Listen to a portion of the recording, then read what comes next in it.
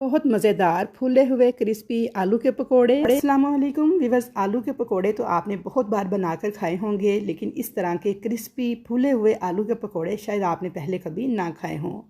तो मज़ेदार से क्रिस्पी आलू के पकोड़े बनाना सिखाऊंगी मैं आपको आज की वीडियो में। छोटी छोटी सी टिप्स हैं और कुछ ट्रिक्स हैं जिन्हें आपने फॉलो करना है। तो इंशाल्लाह ताला ऐसे ही फूले हुए मज़ेदार किस्म के आलू के पकोड़े आप बनाकर जब खाएँगे अपनी फैमिली को, तो आपकी फैमिली खुश हो जाएगी। तो चलिए रेसिपी स्टार्ट करते हैं कि ये मज़ेदार से फूले हुए आलू के पकोड़े किस तरह से बनके तैयार होंगे।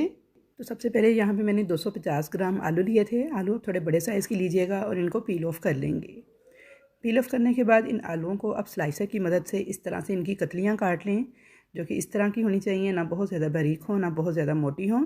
अगर आपके पास इस तरह का स्लाइसर नहीं है तो आप छुरी की मदद से भी इनको काट सकते हैं, लेकिन स्लाइसर से ये बिल्कुल परफेक्ट इवनली एक जैसी कटती हैं। आप कोई भी तरीका इस्तेमाल कर सकते हैं जो आपको सूट करे।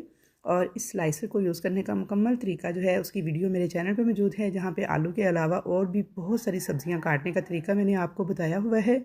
आप चाहें तो वो भी देखकर तमाम सब्ज़ियों को काटने का तरीका जो है वो सीख सकते हैं इस वेजिटेबल स्लाइसर की मदद से। लिंक मैं डिस्क्रिप्शन में डाल दूँगी उस वीडियो का, तो आप जाके वो भी देख सकते हैं। तो यहाँ पे देखिए जी, तमाम आलू मैंने काट लिए थे इस तरीके से। अब इन आलूओं को डाल देंगे एक बाउल के अंदर और सादा पानी डाल के डिप करके इनको एक साइड पे रख देंगे। तो तब तक हम इनका मसाला तैयार कर लेते हैं। यहाँ पे मैंने 3/4 कप बेसन लिया है। 3/4 कप का मतलब है 1 कप से थोड़ा सा कम बेसन आपने छान कर लेना है। और यहाँ पे 1/4 कप मैंने भर के लिया है। आप देख सकते हैं फुल भरा हुआ कप है 1/4 कप, या फिर 4 टेबल स्पून भर के डाल लीजिएगा चावल का आटा।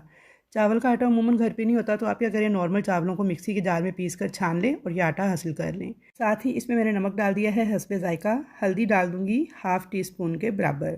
साबुत सफ़ेद ज़ीरा डाला है 1/2 टी स्पून। लाल मिर्च का पाउडर डाला है 1/4 टी स्पून। और कुटी हुई लाल मिर्च डाली है 1/2 टी स्पून के बराबर। कुटी हुई लाल मिर्च वैसे भी दिखने में खूबसूरत लगती है, तो इसलिए थोड़ी ज़्यादा ही ऐड करेंगे। अब इसमें अजवाइन डाल दूंगी 1/2 टी स्पून। तो आलू की किसी भी रेसिपी में अगर आप अजवाइन शामिल करें तो ये बहुत ही हाजमेदार पकोड़े बन के तैयार होते हैं। तो आपको किसी भी किस्म की स्टमक की, जलन की या फिर हाजमे की प्रॉब्लम नहीं होती। तमाम चीज़ों को अच्छी तरह से मिक्स करने के बाद मैंने यहाँ पे 1 कप पानी लिया है और थोड़ा थोड़ा पानी करके आपने इस बैटर में शामिल करते जाना है और एक घोल तैयार करना है, जो कि ना बहुत ही ज़्यादा पतला हो ना बहुत ही ज़्यादा थिक किस्म का हो। बस नॉर्मल सी कंसिस्टेंसी के साथ आपने ये बैटर तैयार करना है। तो थोड़ा थोड़ा पानी ऐड करेंगे। तो यहाँ पे मेरा तकरीबन 3/4 कप के थोड़ा सा ज़्यादा ही पानी चला गया था। और ये देखिए, ये इसकी कंसिस्टेंसी होनी चाहिए, यानी इतना इसको पतला होना चाहिए। इससे ज़्यादा पतला आपने नहीं करना और इससे ज़्यादा गाढ़ा भी आपने नहीं करना। थोड़ा थोड़ा पानी करके ऐड करना है, एकदम से सारा नहीं डाल देना। और यहाँ पे मैं आपको चेक करवा देती हूँ इसकी फ़ाइनल कंसिस्टेंसी। तो ये देखिए, इतना इस बैटर को होना चाहिए गाढ़ा, बस इससे ज़्यादा पतला आपने नहीं करना। अब यहाँ पे एक बड़ा ही अहम स्टेप हम करने वाले हैं, जिसकी वजह से हमारे जो पकोड़े हैं ये फूलेंगे। 1 टेबल स्पून ऑयल को मैंने गर्म कर लिया है चूल्हे पे, और इस गरम ऑयल को आपने इसी तरह से उठाना है और इस बैटर के अंदर शामिल कर देना है। हाँ, इस गरम ऑयल को डालने की रीज़न ये है कि इसकी वजह से जो पकोड़े हमारे आलू के फूलेंगे ना, तो फूलने की रीज़न यही है, ये गरम ऑयल। तो 1 टेबल स्पून गरम ऑयल हम इस बैटर में डाल देंगे और तेज़ी से चम्मच के साथ इस बैटर को मिक्स कर लेंगे इस ऑयल के साथ। एंड पे थोड़ा सा कटा हुआ हरा धनिया बिल्कुल बारीक ऐड कर देंगे। और 1 से 2 ड्रॉप मैंने डाल दिए हैं येलो फूड कलर के। आपके पास yellow food colour liquid form में ना हो तो आप पाउडर फॉर्म में भी डाल सकते हैं, या फिर इसको स्किप भी कर सकते हैं। बस इससे कलर ज़रा खूबसूरत आता है पकौड़ों का। यहाँ पे देखिए जी, हमारा बैटर बिल्कुल तैयार है। इसको हम 15 से 20 मिनट के लिए रेस्ट देंगे और एक तरफ रख देंगे। तो जब तक हम अपने आलू तैयार कर लेते हैं। तो यहाँ पे जो आलू हमने पानी में डिप करके रखे हुए थे, इनका सारा पानी निकाल देंगे और इनको हम एक टॉवल के ऊपर इस तरीके से बिछा लेंगे। थोड़ा सा टैप करके अच्छी तरह से इन आलूओं को हम ड्राई कर लेंगे। तो यहाँ पर एक साफ़ सुथरे टॉवल के अंदर आलूओं की मैंने तय बिछा के दूसरी तय आलूओं के ऊपर रख के अच्छी तरह हाथ से दबा के इनको ड्राई कर लिया था। और इनको ड्राई करना बहुत ज़रूरी है, फिर ही ये क्रिस्पी और फूले हुए आलू के पकोड़े बन के तैयार होंगे। तो यहाँ पे देखिए जी, सारे आलू जो हैं अच्छी तरह से ड्राई हो चुके थे। तो मैंने इनको एक टोकरी के अंदर इस तरह से फैला के रख दिया था। तो चलिए अब चलते हैं इनकी तैयारी की तरफ। तो यहाँ पे आलू भी हमारे बहुत अच्छे से ड्राई हो चुके थे और 15 से 20 मिनट तक इस बैटर को भी रेस्ट आ चुकी थी। दूसरी तरफ मैंने ऑयल जो है फुल तेज़ गर्म होने के लिए रख दिया था। तो तेज़ गर्म ऑयल के अंदर अब हम इस पकौड़ों को ऐड करेंगे। ठंडे ऑयल में आपने ऐड नहीं करना।